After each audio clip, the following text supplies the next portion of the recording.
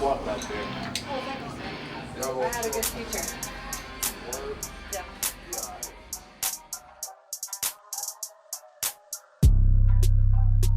All right.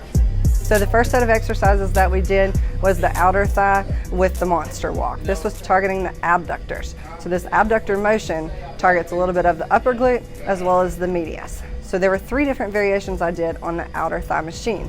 Notice that my glutes were elevated and I was leaned back into the chair. I did 10 sets there, then dropping down into the chair, including a little bit more of that glute medius muscle. Then I did 10 repetitions there. Then I take it out wide and I do 10 pulsating repetitions there. So this was with a heavier weight. You want to push to where you're almost unable to complete that second set when you go into those pulsating reps. Then after that, we followed it with banded monster walks. So you take the band around your ankle and then you sit down into a squat position, keeping tension on the band during these walks. When you sit down into these, I lean down into it and my knee kind of buckles out to the side a little to really put pressure on that glute. So that was our first set of exercises. You're going to do 3 rounds of that.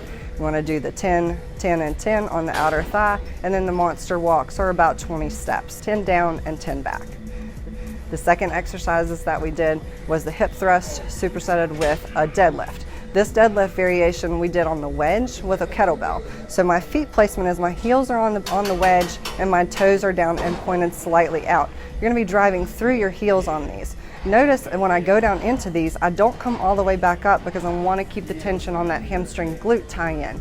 We're doing sets of 20 with this. The hip thrust is sets of 8 to 10 again, heavy on one set and then higher repetition on the next set.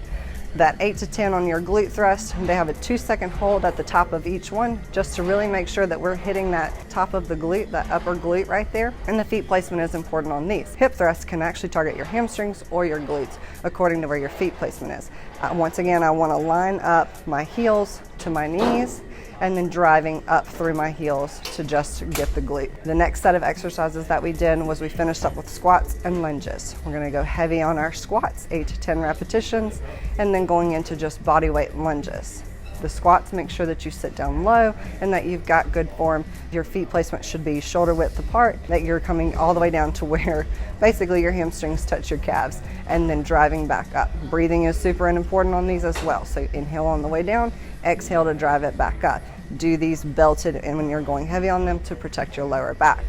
When we go into the lunges, your feet placement is very important on these. So I want my knees, when I come down into that lower lunge position, my knee is lining up with my toes. This keeps the emphasis on the glute, driving up through my heels when I come out of that position down. So we want to keep these focused on the glute and really concentrate on that gluteus maximus muscle, which is what we're working with these. Those are the glute exercises I had for today.